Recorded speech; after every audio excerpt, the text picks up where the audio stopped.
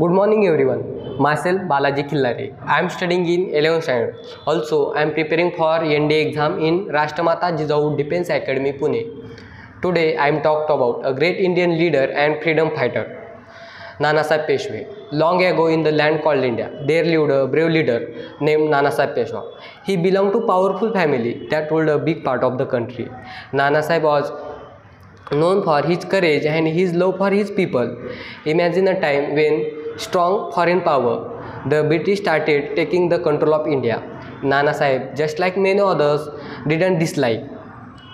He believed India belonged to its own people and should rule by them. In 1857,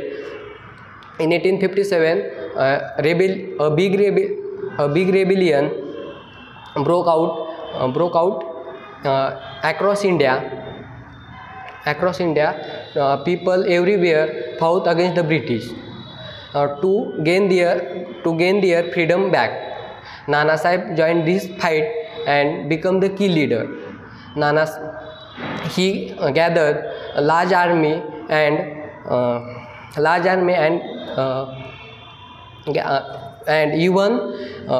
even captured the city of Delhi for a short time.